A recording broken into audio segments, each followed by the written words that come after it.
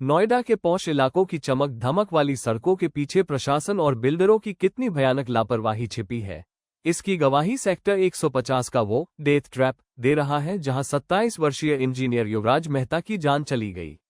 कहने को यह इलाका प्रीमियम है, जहां फ्लैटों की कीमत 3 से 6 करोड़ रुपए है, लेकिन जमीनी हकीकत यह है कि यहां का इंफ्रास्ट्रक्चर किसी जंगल राज से कम नहीं है। इस बीच घटना के चश्मदीद ने अपना बयान बदल दिया है, जिससे पुलिस पर दबाव बनाने जैसे आरोप भी लगने लगे हैं। एसआईटी भले ही निष्पक्ष जांच और जल्द रिपोर्ट देने का दावा कर रही हो, लेकिन घटनास्थल पर मौजूद एक अहम चश्मदीद के बयान में आए बदलाव ने पूरे मामले को और पेचीदा बना दिया है। हादसे के समय मौके पर मौजूद चश्मदीद ने पहले बताया था कि रेस्क्यू टीमें 2 घंटे तक तमाशा देखती रहीं, लेकिन अब वही पुलिस और रेस्क्यू टीमों को क्लीन चिट देता दिख रहा है। हालांकि इस यू टर्न के पीछे की कहानी संदिग्ध है।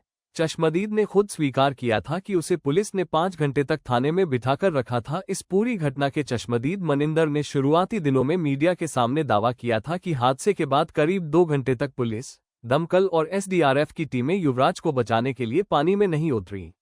मनिंदर ने अपने शुरुआती बयान में बताया था, जब मैं पहुंचा तो पुलिस, फायर ब्रिगेड, एसडीआरएफ सब मौजूद थे।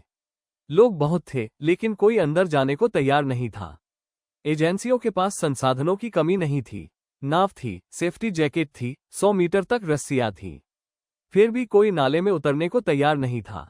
फायर ब्रिगेड के कर्मचारियों का कहना था कि नाले में सरिया है, अंदर गए तो फंस सकते हैं, लेकिन इन्हीं मनिंदर ने अपना बयान बदल दिया है।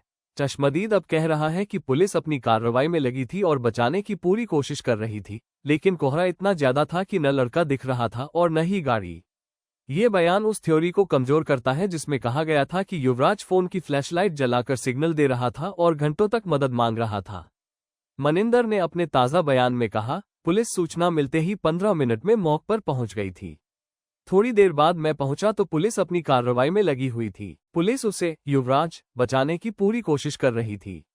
कुछ देर बाद ही एसडीआरएफ, एनडीआरएफ और फायर ब्रिगेड भी मौके पर पहुंच गए थे, लेकिन ज्यादा धुंध होने के कारण ना तो लड़का दिख रहा था, ना गाड़ी दिख रही थी।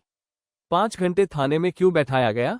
जब चश्मदीद से घंटों तक थाने में बैठाए जाने के बारे में सवाल पूछा गया तो उसने बताया कि पुलिस ने पूछताछ के लिए थाने बुलाया और करीब 5 घंटे तक बैठाए रखा।